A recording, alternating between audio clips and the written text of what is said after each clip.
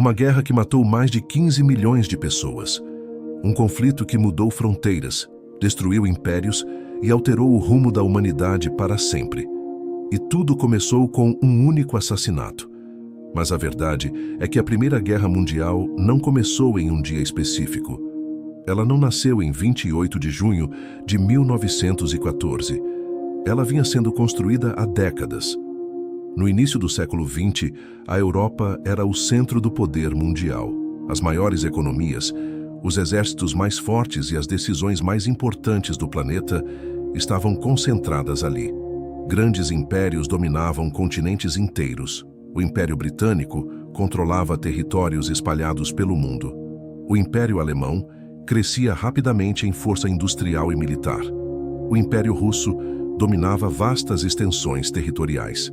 O Império Austro-Húngaro governava diferentes povos sob uma mesma coroa, e o Império Otomano ainda mantinha influência no Oriente Médio. Por fora, parecia estabilidade. Por dentro, era tensão constante. A Alemanha havia se unificado recentemente, em 1871. Em poucas décadas, tornou-se uma potência industrial capaz de competir com o Reino Unido. Isso gerou medo. O Reino Unido dominava os mares e os alemães começaram a construir uma marinha poderosa. A corrida armamentista naval começou. Cada navio lançado por um lado era respondido pelo outro. Ao mesmo tempo, França e Alemanha carregavam uma rivalidade antiga. A França havia perdido territórios para os alemães na Guerra Franco-Prussiana. O desejo de revanche nunca desapareceu. No leste europeu, o Império Austro-Húngaro enfrentava outro problema. Governava vários povos com culturas e línguas diferentes. Sérvios, croatas, eslovenos e outros grupos desejavam independência. O nacionalismo estava crescendo. Povos queriam seus próprios países. Esse nacionalismo era como fogo seco espalhado por toda a Europa. Bastava uma faísca.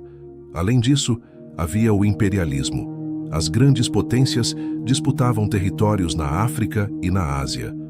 Conferências eram realizadas para dividir continentes como se fossem mapas em uma mesa. Cada disputa aumentava a desconfiança entre os países. E então havia o militarismo. Generais tinham enorme influência política. Planos de guerra já estavam prontos, detalhados, esperando apenas a ordem de execução. A Alemanha tinha o chamado Plano Schlieffen, que previa atacar rapidamente a França, antes que a Rússia pudesse se mobilizar totalmente. A lógica era simples. Se a guerra começasse, deveria ser rápida e decisiva. Mas guerras raramente seguem planos. Para proteger seus interesses, os países formaram alianças. De um lado estava a Tríplice Entente, composta por França, Reino Unido e Rússia. Do outro, a Tríplice Aliança, formada por Alemanha, Áustria, Hungria e Itália. O objetivo era manter equilíbrio, mas na prática, isso criou um sistema frágil. Se um país entrasse em guerra, os outros seriam arrastados.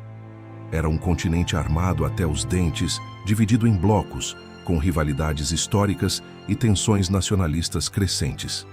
Então veio o dia 28 de junho de 1914.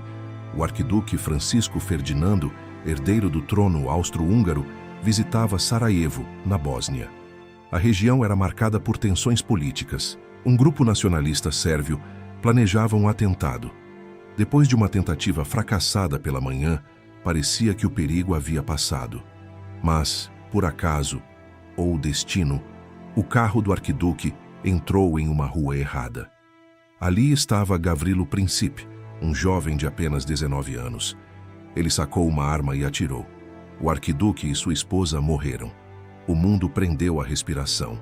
A Áustria-Hungria viu no assassinato uma oportunidade para esmagar o nacionalismo sérvio. Enviou um ultimato à Sérvia, com exigências quase impossíveis de aceitar. A Sérvia aceitou a maioria das condições, mas não todas. Era o suficiente. A Áustria-Hungria declarou guerra à Sérvia. A Rússia, que se via como protetora dos povos eslavos, mobilizou suas tropas para apoiar a Sérvia. A Alemanha, aliada da Áustria-Hungria, declarou guerra à Rússia. Em seguida, declarou guerra à França. Para executar seu plano militar, invadiu a Bélgica, um país neutro. Isso levou o Reino Unido a declarar guerra à Alemanha. Em questão de dias, a Europa inteira estava em guerra. O que muitos líderes acreditavam que seria um conflito rápido, transformou-se em uma guerra de desgaste brutal. No fronte ocidental, soldados cavaram trincheiras que se estendiam por centenas de quilômetros. Entre elas, um espaço mortal conhecido como Terra de Ninguém. Milhares morreram avançando poucos metros. Novas armas tornaram o conflito ainda mais devastador. Metralhadoras, artilharia pesada, submarinos e gás venenoso mudaram a forma de lutar. A guerra industrial havia começado. Enquanto isso, no fronte oriental e no Oriente Médio, outras batalhas aconteciam. O Império Otomano entrou no conflito ao lado das potências centrais. O mundo inteiro foi sendo puxado para a guerra, inclusive colônias africanas e asiáticas. Foi a primeira guerra verdadeiramente global. Em 1917, os Estados Unidos entraram no conflito ao lado da Tríplice Entente. Após ataques alemães a navios e a divulgação de uma proposta alemã para que o México atacasse os americanos.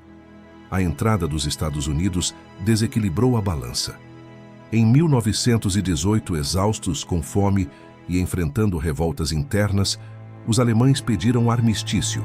A guerra terminava oficialmente em 11 de novembro de 1918. Mas o fim da guerra não significou paz duradoura. O Tratado de Versalhes impôs pesadas punições à Alemanha, perda de territórios, limitações militares e enormes indenizações financeiras. O ressentimento cresceu. A humilhação alimentou instabilidade política. Anos depois, esse cenário facilitaria a ascensão de líderes extremistas. A Primeira Guerra Mundial não apenas matou milhões, ela derrubou impérios, criou novos países, redesenhou mapas, plantou as sementes da Segunda Guerra Mundial. Agora pense no padrão.